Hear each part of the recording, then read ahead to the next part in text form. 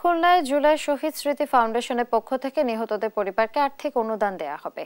এই বিষয়ে আরো জানাতে আমাদের সঙ্গে সরাসরি যুক্ত হচ্ছেন সহকর্মী নূর ইসলাম রকি। রকি আমাদের জানান যে আজ কতগুলো পরিবারকে ঠিক আর্থিক সহায়তা দেয়া হবে এবং সার্বিক যে আয়োজনটা হচ্ছে এটি সম্পর্কে আমাদের বিস্তারিত জানান। জুলাই শহীদ স্মৃতি ফাউন্ডেশনের উদ্যোগে খুলনা বিভাগে আসলে যারা নিহত হয়েছিল তাদেরকে আজকে সহযোগিতা করা হচ্ছে। খুলনা জেলা শিল্পকলা একাডেমিতে কিন্তু খুলনা বিভাগের যে 10টি জেলা আছে 10টি জেলা থেকে বৈষম্য ছাত্র আন্দোলনে নিহত 58টি পরিবারকে সহযোগিতা করা হচ্ছে এবং এখানে আজ উপস্থিত থেকে এই সহযোগিতা প্রদান করবেন বৈষম্য বিরোধী ছাত্র আন্দোলনের অন্যতম সমন্বয়ক সাজিদ আলম।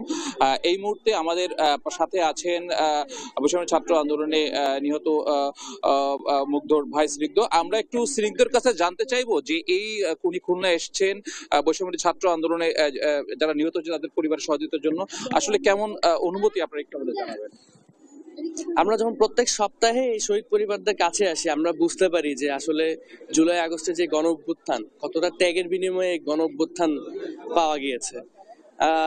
এই ত্যাগ, এই স্বজনদের আহাজারি, এগুলো আপনি কোনো কিছু দিয়েই তাদের এই ক্ষতিপূরণ করাতে পারবেন না। তারা আমাদের কাছ থেকে, এই রাষ্ট্রের কাছ থেকে বেশি কিছু চায় না। তারা চায় শুধুমাত্র তাদের সম্মানটা, তারা চায় তাদের সন্তান, ভাই বা স্বজন হত্যার বিচারটা। এই দুটো জিনিস যদি আমরা তাদেরকে এনশিওর করতে পারি, তারা তাদের যেই কষ্টটা আছে তা কিছুটা হলেও ভুলতে পারবে। প্রত্যেক সপ্তাহে যখন এই শহীদ পরিবারদের কাছে আসি নিজেকে খুব ছোট মনে হয়। এই শহীদ পরিবাররা এই দেশের জন্য যা ত্যাগ করেছে তা এই দেশ সবকিছু দিয়ে হলেও এই দেশ তার ক্ষতিপূরণ শোধ করতে পারবে না। ধন্যবাদ। দর্শক, যেমনটি শুনছিলেন যে আসলে তারা কিন্তু এই শহীদ পরিবারের কাছে এসে নিজেদের যে অনুভূতি সেটা আসলে কখনো মেটানো যায় না বলে তেমনটি বলছিলেন।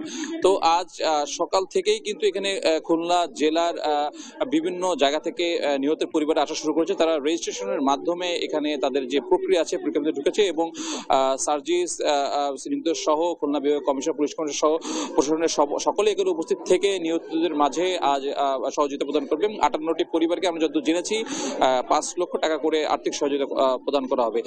খুলনা থেকে এটা ছিল আমার কাছে সর্বশেষ সংবাদ।